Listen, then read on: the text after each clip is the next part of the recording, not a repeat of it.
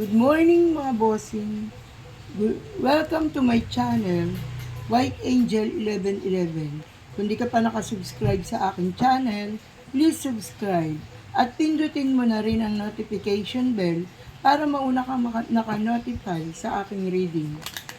Good morning, Virgo. Ang reading na ito ay para sa Virgo. Ito ay general reading lamang kung kaya't hindi lahat ay makaka-resonate. Kunin lamang ang mga positibong mensahe at gabay para sa iyo, Virgo. Ito ay kabuuang buwan mo ng September. Good morning.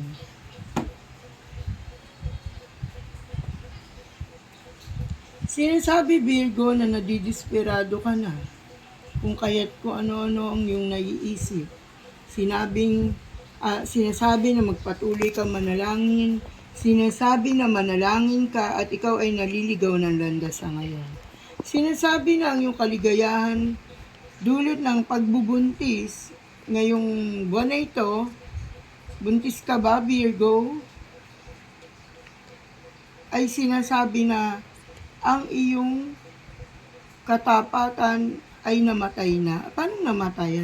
Nawala na ang katapatan mo sa iyong pagmamahal, pag-ibig. Nasa bilanggo ka ng kamalian sa iyong minamahal. Sinasabi na maraming hihingi ng tulong sa iyo o ikaw ang humihingi ng tulong sa ngayon. Virgo, maraming pagkakasalang nagawa kung kaya't maging ang iyong sarili ay hindi mo mapatawad. Sinasabi rin dito na kung ano man ay nagkahiwalay kayo ng iyong minamahal at sinasabing maraming mensahe ang parating sa iyo. Sinasabi na ikaw ay patuloy na papatnuban, gagabayan, ikaw ay matatag. Sinasabi rito na matapang kang tao. Sinasabi na pumasok sa iyo ang hindi magandang kapalaran ngayon. Ngayong September na ito, medyo ang iyong kapalaran ay hindi kagandahan. Yun, sa madaling salita. Sinasabi na may parating kang magandang kapalaran, ngunit dinadaanan mo ngayon ang paghihirap, Virgo. Sinasabi na magkakaroon ka ng sariling bahay pagdating ng araw dahil sa iyong kasipagan. Ingatan ang kalusugan. Sinasabi rito na ikaw ay kontento na sa iyong buhay sapagkat ang iyong asawa na nasa malayong lugar ang siyang nagpo-provide ng inyong kabuhayan, kapalaran, at ano pa man, ang mga gastusin, wala ka raw iniisip, kundi sinasabi rito na mag-ingat at maraming manlolokong taong nasa paligid sa iyo. Sinasabi rito na may isang bata na babae, batang babae, mean na ikaw ay nasa 40 or 50 na, may isang bata na ang edad ay nasa 20 pataas na siyang laging magmamatyag sa'yo. Sinasabi na may third party ang iyong minamahal, maaaring ito ay kalaguyo ng iyong asawa. Sinasabi rito na malapit ka na magtagumpay sa iyong buhay. Sinasabi rito na maraming pagkakamali at pagkakasala, ngunit mananatili na darating pa rin ang iyong inihintay. Sinasabi rito na ang iyong kalusugan ay ilapit mo na sa mga espesyalista. Sinasabi na kailangan mo nang magpa-doktor.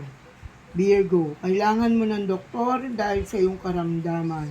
Sinasabi rin dito na ang pagbabago ng iyong buhay ay kaligayahan at maraming sorpresang darating sa iyo ngayong September na ito. Sinasabi rin dito na labis kang malungkot sapagkat sa mga mensaheng natatanggap mo.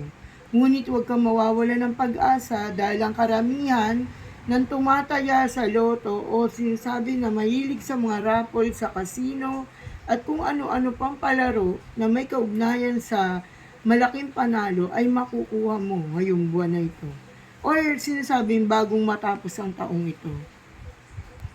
Kaya't sinasabi sa iyo na maraming kaibigan na siyang tutulong sa iyo, Virgo, na siyang laging malapit sa iyo at sinasabi rin na sila ay iyong maaasahan.